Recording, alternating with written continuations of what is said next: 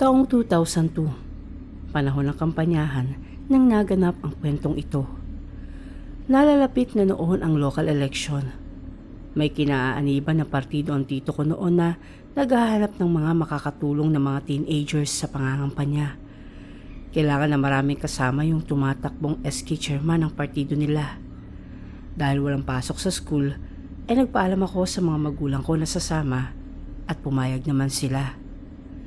Niyaya ko na din ang mga barkada ko dahil ang sabi ng tito ko ay kailangan daw talaga ng maraming participants. Kami daw kasi ang mamimigay ng mga leaflets, pamaypay at iba pang giveaways.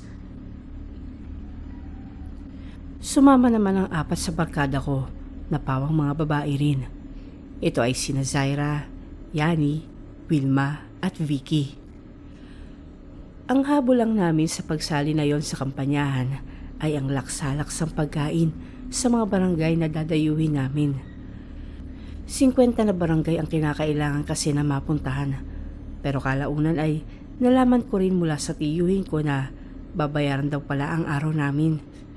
200 piso sa bawat araw, kaya mas lalo kaming ginanahan na magpabarkada. Per distrito ang ginawang pangangampanya ng grupo namin. Inuna yung mga lugar na malalapit sa mga bulbundukin. Then the other week ay sumunod naman yung mga tawid dagat. Dahil sa mahirap ang biyahe ng lansya ay sa rough road kami dumaan kung saan mas mahaba ang ruta. Inabisuhan kami ng isa sa mga campaign manager na magdala na lang daw kami ng ekstrang damit kasi baka hindi kami makauwi agad. Pinagdala na din kami ng tent para magsilbing tulugan namin. Na-excite kaming magbabarkada. Muntik na lang akong hindi makasama nun kasi binawi ng mga magulang ko yung pagpayag nila nung una. Buti na lang at ipinagpaalam ako ng tito ko kaya natuloy kami sa kampanyahan. Narating namin ang isang distrito at natapos ang kampanyahan. Gabi na yon, nasa pasado 9:00 na. Matapos mailahad ang plataporma ng bawat isa ay nag-uwian na rin ang mga residente. Nung mga sandaling iyon ay hindi kami lumalayo sa tabi ng tito ko. Mahigpit kasi ang bilin nito na huwag kaming hihiwalay sa kanya. Sa covered court ng barangay na yon kami nagpalipas ng gabi. Nag-set up kami ng mga tent na tutulugan namin. Malaki ang tent namin at nagkasya kaming 5. Ang tito ko ay katabi lang din namin ang tent na tinulugan nila. Masaya ang ambience noon. Tila may camping. Kanya-kanya ang grupo, kanya-kanyang kwentuhan. Hindi ko na inalam kung saan nagstay ang mga kandidato. Basta kami ay ayos na sa kinalalagyan namin. Maalinsangan lang ang panahon noon. Bagyang hindi ako naging komportable sa pagkakahiga ko sa loob ng tent. Naisipan kong lumabas. Pagkalabas, ay nilingon kong muli ang mga kasama ko na nakahiga sa loob ng tent. Napansin ko na kulang ang mga ito. Dapat ay 4 sila. Pero 2 lamang ang naroroon na mahimbing na ang pagkakatulog.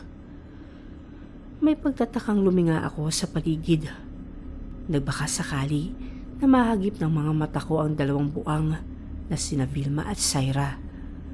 Mangilan-ngilan pa din ang tao na hindi natutulog ng mga sandaling yon. Mga nakaupo ang mga ito sa bleachers. Sa pakiwari ko ay naiinitan din ang mga ito kaya mga naroroon. Napagpasyan ko na umupo sa labas sa tapat ng tent. Doon ko aantayin yung 2 kasama ko na ng mga sandaling iyon ay wala pa din akong idea kung saan sila nagtungo. Nagmuni-muni lang ako. Nagpapaantok. Naputol ang ginagawa ko na ito nang makarinig ako ng mga sigaw. Tinig iyon ng babae o mas tamang sabihin na mga babae. Agad akong kinabahan dahil sa pamilyar na mga boses. Ang 2 barkada ko ito. Gumawa ng eksena ang pag-iingay na ito ng mga iyon. Isa-isa nang naglabasan ng mga natutulog sa tent habang ang mga nasa bleachers ay nagtakbuhan na sa pinagmulan ng sigaw na iyon. Mabilisan kong tinakbo ang kinalulugaran ng mga ito. Hindi nga ako nagkamali dahil ang mga barkada ko nga ang sanhi ng komusyon na iyon. Doon ko sila natagpuan sa likurang bahagi ng court sa mga pampublikong palikuran. Nangangatog pareha sila. Tinanong ko ang mga ito kung napaano ba. May ilang tao na rin nakasama namin sa pangangampanya ang naroroon na rin at nakikiusyoso. Ilang sandali pa ay dumating na din ang tito ko at ang isang campaign manager. Kasunod na rin ang dalawa ko pang kaibigan na iniwan kong natutulog sa tent.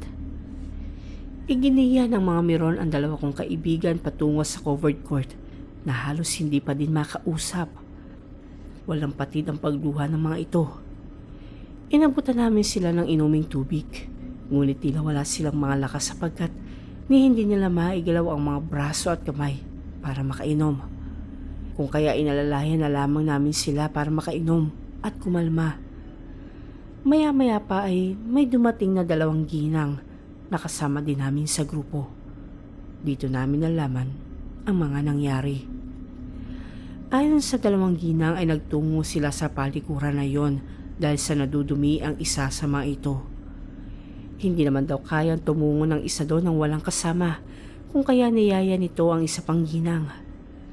Bago pumasok sa loob, ay may nakita na daw sila na isang lalaki na nakatayo sa tabi ng puno ng nyog.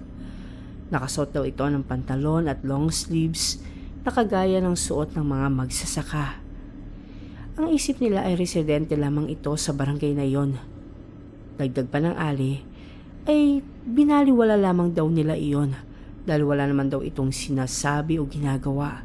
Subalit, kapuna-puna daw ang matalim na pagkakatitig nito sa kanila. Dahil doon, binilisan na lamang daw nila para makabalik na agad sila sa tulugan. Nang matapos maisagawa ang pakay nila sa lugar na iyon, ay nagmamadali na silang lumabas mula sa palikuran. Nang mga sandaling iyon, ay wala na daw doon sa pinagkitaan nila ang lalaki. Nakasalubong daw nila sa daan ang mga kaibigan ko. Sinabihan nila na mag-ingat doon. Nabahira naman daw ng pagtataka ang mukha ng mga ito. Akma na sanang aatras, ngunit iginiit ng isa na hindi na daw nito kaya pang tiisin pa ang pantog. Kaya tumuloy pa din sila sa banyo. Dito ay nagawa na magsalita ng mga kaibigan ko. Anito, pumasok na si Vilma, habang si Syra ay nagpaiwan lamang sa labas. Wala pa daw 2 minuto na nag-aantay si Syra, ay panay na daw ang salita nito kay Vilma na bilisan, dahil parang ang tagal-tagal naman daw. Malipas pa ang ilang minuto ay lumabas na din si Syra na may ngisi pa sa mga labi, saka nagsalita ng success. Sa mukha nito ay nang-aasar pa ito. Inis na inis naman ang isa, kung kaya nagyaya na ito pabalik sa tent.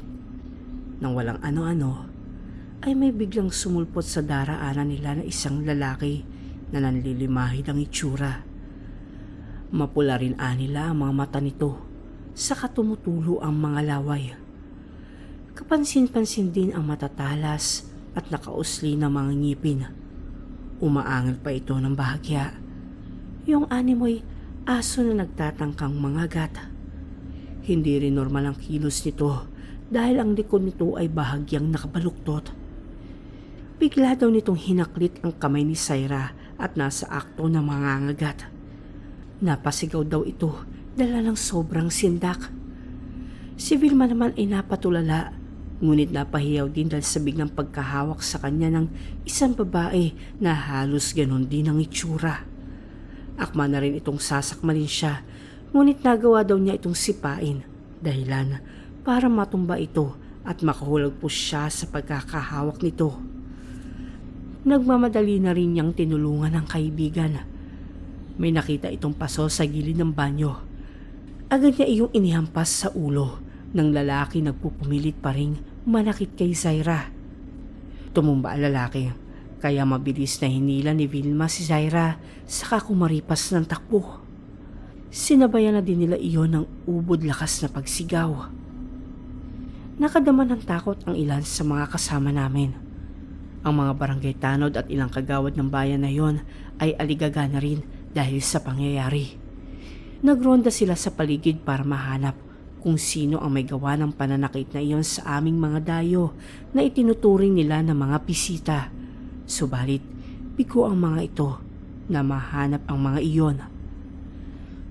Kalaunan ay napag-alaman namin na may pamilya daw talaga ng aswang doon, ngunit hindi naman daw nanggagambala sa mga residente. Sa dulong bahagi daw ng isla nananahan ang mga ito. Mababait naman daw ang mga ito, saka malayong kamag-anak din di umano ito ng punong barangay nila. Bukas ng umaga ay pupuntahan daw ito ng mga kagawad para kausapin. Bago kami umalis sa barangay na yon, ay binalitaan kami ng mga kagawad na nakausap na nila ang mga umatake sa mga kaibigan ko. Humingi daw ng dispensa sapagkat ang mga anak pala nito ang may gawa ng pag-atake na yon. Hanggang sa mga sandaling ito ay hindi na kami nakabalik pa sa lugar na iyon. At sa totoo lang ay hindi na rin namin binalak pa ang bumalik.